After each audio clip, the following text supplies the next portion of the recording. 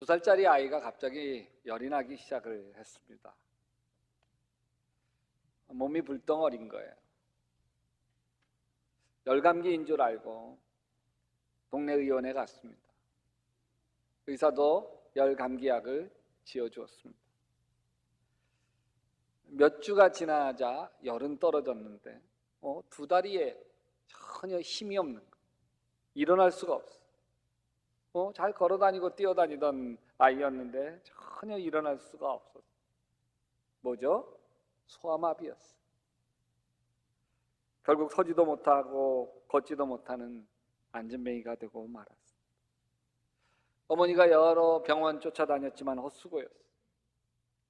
아이는 자라면서 비료 푸대 위에 엎드려서 한 손으로 땅을 짚고 한 손으로는 비료 푸대를 움켜잡고 기어 다녀야만 했어요. 벌레처럼 기어 다녀야 한 거죠. 과수원 농사를 하시는 부모가 일하러 나가고 형과 누나들이 학교 가고 나면 혼자 집에 남겨졌습니다.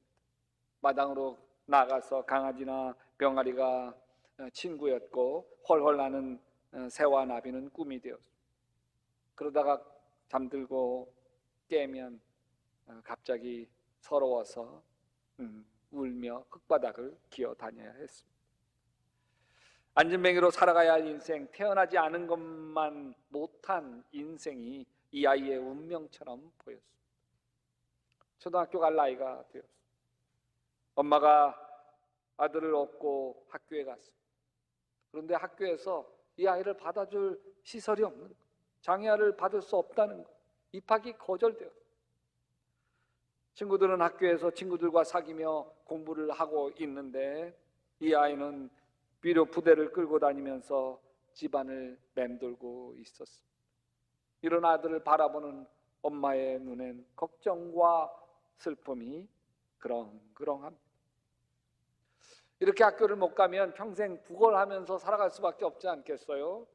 그러니까 어떻게 해서라든지 장애아 재활 교육의 교육 시설을 알아보기 시작했고, 그래서 앉아서 할 수 있는 목공의 기술이라도 익혀서 이 구걸하는 신세만이라도 면하게 하고 싶었어요. 10살이 되어서 재활초등학교에 입학을 하게 되었는데 거기서도 기어 다니기만 하는 몸으로는 아무것도 할 수 없는, 그러나 몸은 기어 다닐 수밖에 없도록 휘어지고 구부러져 있었습니다. 목발을 짚고 일어서는 게 불가능했어요. 이 소아마비의 고단한 인생, 무슨 소망이 있을까요? 오늘 말씀에서 다윗은 이렇게 탄식을 합니다. 어찌하여 하나님께서는 나를 잊으셨습니까? 어찌하여 이 몸이 원수에게서 짓눌려 슬픈 나날을 보내야만 합니까? 지금 다윗은 사울왕의 추격을 피해 광야를 전전하며 도망자로 살아가고 있습니다. 무슨 잘못을 했어요? 죄라면 사울왕을 위해서 목숨을 걸고 블레셋과 싸운 죄밖에 없습니다. 사울왕은 아주 집요하고 잔인했습니다. 다윗이 맨몸으로 도망치면서 노비라고 하는 마을에 제사장 아히멜렉을 찾아가서 골리앗 칼과 먹을 것을 좀 얻습니다. 이 사실을 안 사울왕이 다윗을 도와줬다는 이유만으로 여기 아히멜렉을 처단하고 논마을 제사장 85명을 학살합니다. 그리고 남자와 여자 다 죽이고요, 하다못해 젖먹이까지 죽이고 소와 양과 나귀까지 몰살시킵니다. 학살을 합니다. 다윗은 이제 이스라엘에서 숨을 곳이 없잖아요. 숨겨줄 사람이 없어요. 도와줬다가는 사울왕이 피바다 만드는데 어떻게 다윗을 도와줘? 그래서 블레셋으로 망명을 합니다. 망명은 뭐합니까? 블레셋 사람들도 사울은 천천히요 다윗은 만만히, 이거 다 블레셋 사람 중인 게 다윗이 만만이라는 뜻인데 이건 우리의 철천지 원수입니다.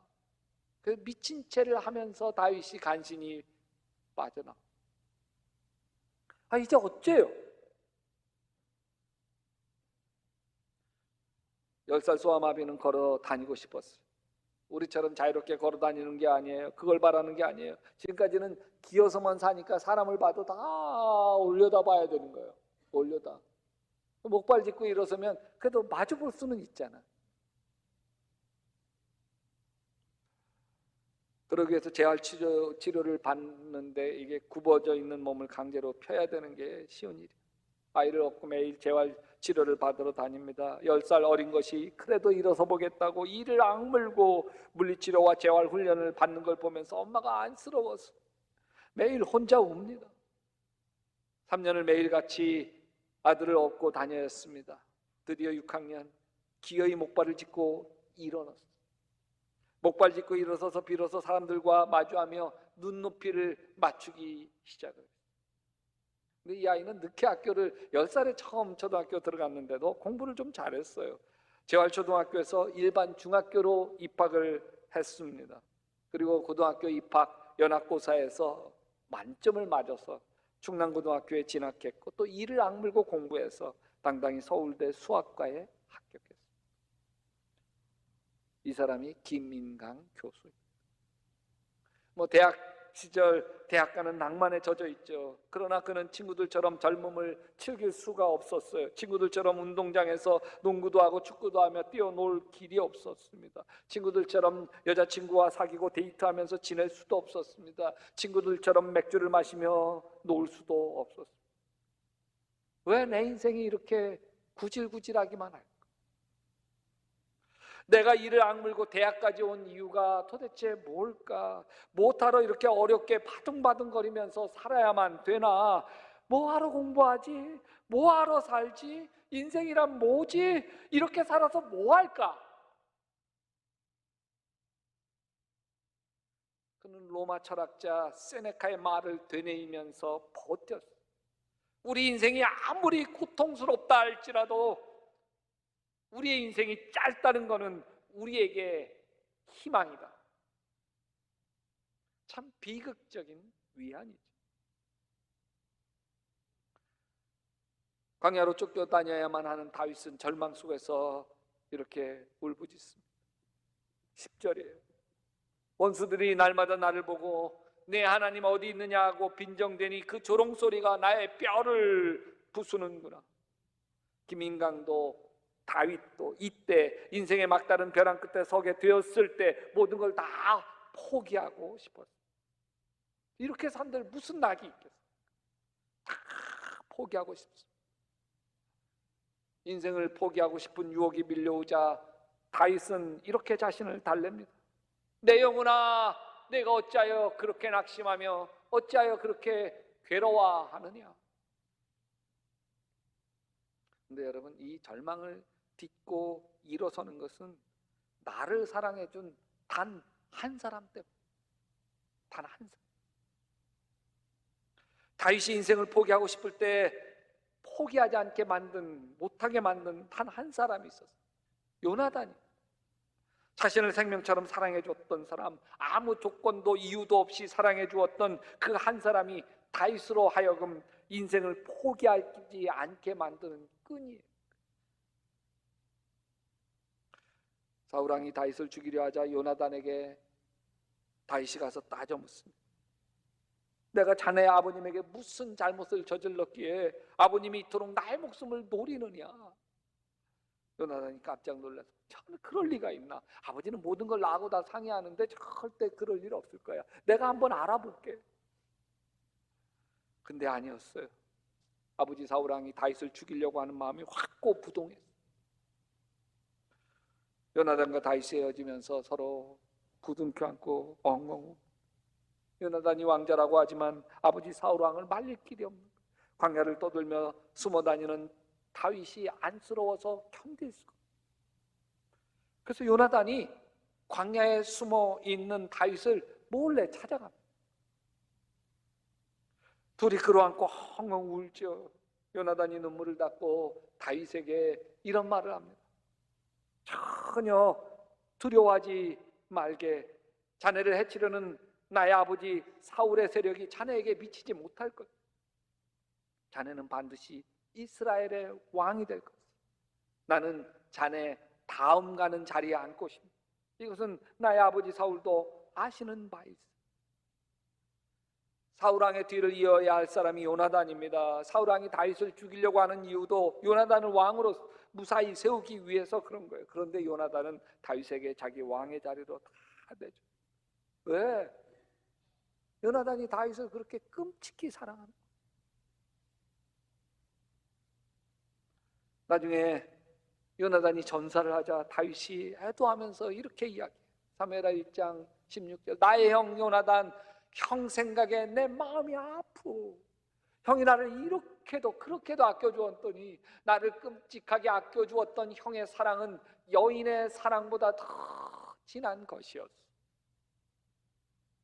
아낌없이 사랑해주는 그 사랑은 모든 절망을 딛고 일어서게 만듭니다. 다윗에게 요나단이 있었다고 한다면 김인강에게는 엄마가 있는 거예요. 어릴 적 비닐 부대를 끌고 다니며 벌레처럼 기어 다닐 때 아버지는 술만 마시면 그런 아들을 보면서 화가 나고 속상하니까 저 버러지 같은 자식 내다 버려, 제발 내 눈에 띄지 않게 내다 버려.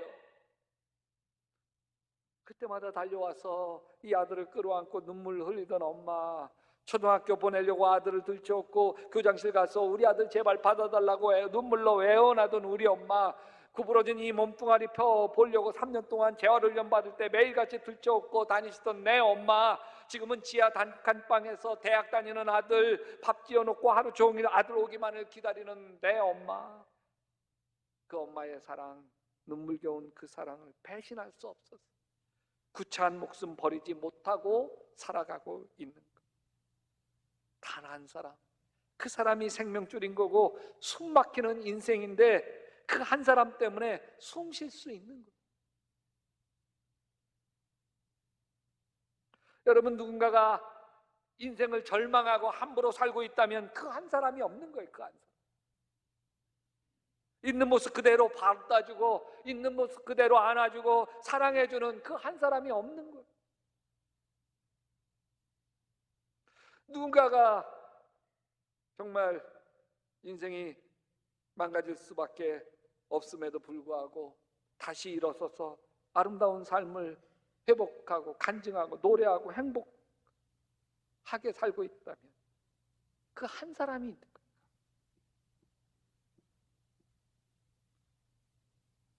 근데 여러분, 다윗에겐 요나단이 있고, 그리고 요나단이 위로가 되어질 수는 있지만 문제를 해결해 주지 못합니다. 김인강에게는 엄마가 있고 엄마가 큰 위안이요 힘이 되어지고는 있지만 왜 내 인생이 이래야 되는지 깊은 김인강의 고뇌를 해결해 줄 길이 없어요. 여러분, 고난이 풀리는 것은 하나님 한 분 때문인 거예요. 시편 42편 1절에 하나님이여, 사슴이 시냇물을 찾기에 갈급한 같이 내 영혼이 주를 찾기에 갈급하나이다. 하나님이 아니시면 고난이 풀리지 않아. 내 인생은 왜 이런 구차한 몸을 가지고 벌레처럼 살아야 하는지 문제가 풀리지 않습니다. 그러던 어느 해 가을날, 김인강은 여느 때처럼 수업을 마치고 힘겹게 목발을 짚고 느릿느릿 걸어가는데 비가 막 쏟아지는 거예요. 비가 오면 막 비를 피해서 뛰어가잖아요. 근데 뛰어갈 수 없어요. 아니, 오히려 빗물에 목발이 미끄러질 수 있으니까 더 조심해야 하는 거예요. 더 조심. 그리고 목발을 짚고 가니까 뭘 쓰지 못해요? 우산을 쓸 수가 없는 거예요. 우산. 차가운 가을비를 고스란히 맞으면서 뚜벅뚜벅 조심스럽게 걸어가고 있었어요. 그런데 누군가가 다가와서 우산을 씌워줘. 여하튼 여인의 화장 냄새가 살짝 풍기. 여자가 혼자 쓰는 우산이란 작잖아요. 둘 다 비에 흠뻑 젖었어. 인강 학생은 대학원생이던 그 누나에게 이렇게 말했어요. 저는 이미 젖었으니까, 이미 다 젖었으니까 혼자 쓰고 가세요. 그러나 그 누나는 우산 씌워주는 걸 그만두지 않았어요. 한참을 걸어 학교 정문을 나설 때쯤 그 누나가 참았던 한마디를 던졌습니다. 혹시 하나님에 대해서 생각해 본 적이 있어요? 그때 인간 학생이 용술철처럼 대답을 했다고 그래. 수백 번, 수천 번 더 생각했을 거. 하나님 계실까? 인생이란 뭘까? 그 누나의 손길에 이끌려 기독대학인회 ESF라는 선교 동아리 성경 모임에 참여하면서 예수님을 알아가기 시작했어요. 말씀이 육신이 되어 세상에 오신 예수님을 만났어요. 성경으로 창조자 하나님을 믿었고 하나님의 사랑과 섭리를 깨닫게 되었어요. 예수를 믿으면서 삶의 의미에 대한 그토록 오랫동안 고뇌했던 번민이 사라졌어요.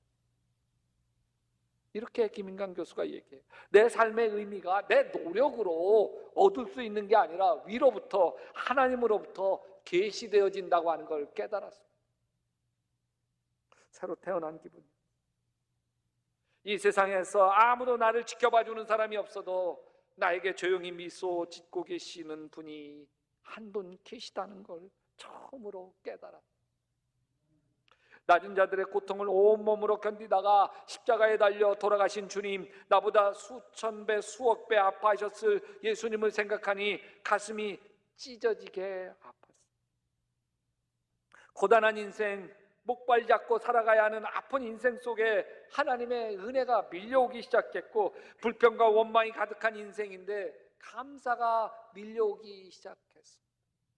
감사는 감사하는 사람의 영혼을 변화시키는 힘이, 슬픔을 걷어가고 기쁨이 샘솟기 시작했어요.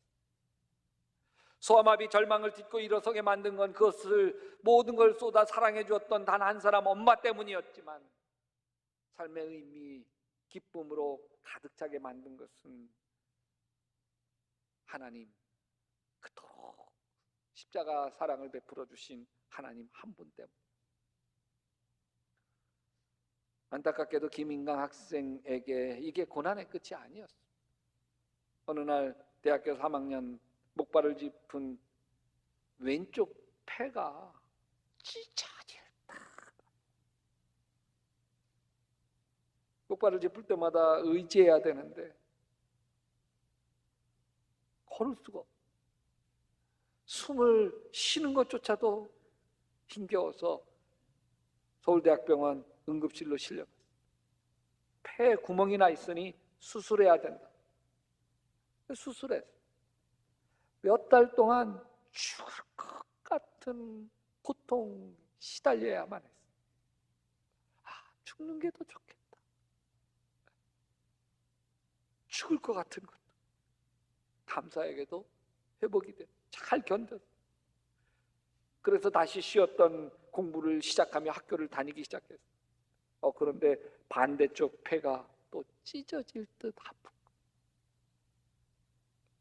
수술을 했던 의사가 똑같은 병이니까 수술을 하자고 해요. 다시 또 그 죽을 것 같은 고통의 터널을 지나야 된다는 게 의사에게 하나님께 좀 물어봐야 되겠다고. 하나님께. 의사는 당장 수술하지 않으면 폐가 갑자기 파열되어서 심장마비로 죽을 수 있다고 경고를 했어요. 그런데 죽는 게 두렵지가 않아요.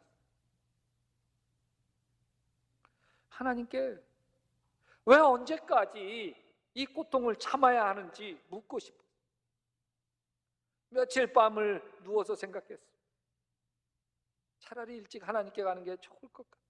어떻게 하면 남들에게 피해 주지 않고 조용히 인생을 등질까? 근데 고생하시는 엄마가 마음에 걸렸어요. 그래서 어쨌든 기도원에 가보기로 했어요. 엄마와 함께 산속 기도원에 들어갔어요. 40일을 작정하고 기도원에 올라왔어요. 하나님이 마지막이었어요. 하나님이 풀어주지 않으면 모든 걸 다 끝내고 싶었습니다. 벼랑 끝까지 온 것입니다. 그 기도원에는 자신처럼 삶에 찌들고 짓이겨진 사람들이 마지막 지푸락지를 잡으려고 모여 있었어요. 다윗의 고백이 입에서 흘러나왔어요.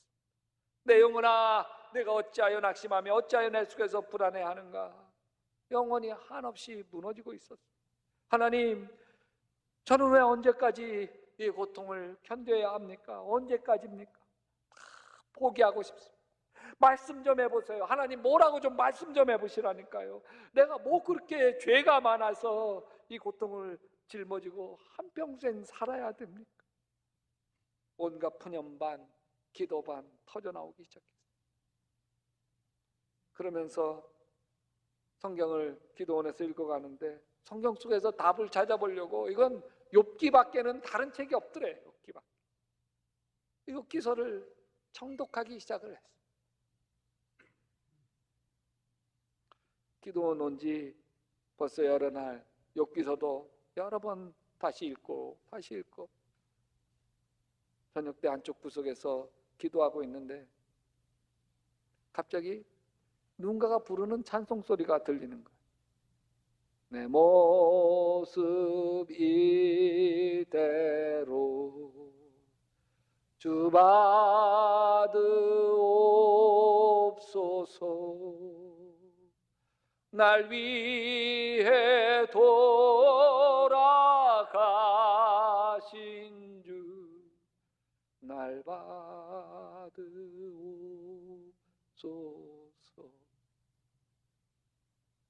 근데 그 가사가, 내 모습 이대로 받아달라는 그 가사가 가슴에 박혔어요.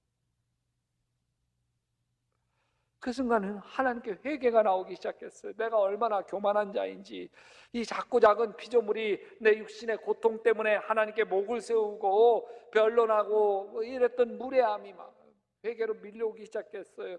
자신이 욥처럼 하나님을 공격했던 죄도 회개로 고백하기 시작했어요. 눈물로 한참을 기도하고 그 찬양 한참같이 내 모습 이대로 받아달라고 기도하다 맨 마지막에 결론처럼 욥처럼 기도했어. 욥기서 23장 10절, 그러나 내가 가는 길을 그가 아시나니 그가 나를 단련하신 후에는 내가 순금같이 되어 나오리라.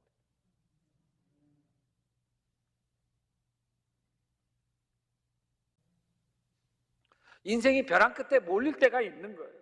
질병의 벼랑 끝에 몰리는 분이 있으십니까? 가난의 벼랑 끝에 몰리신 분이 있으십니까? 가정 파경의 벼랑 끝에 몰리는 분이 계시냔 말이죠. 누구나 다 벼랑 끝으로 몰릴 때가 있어요.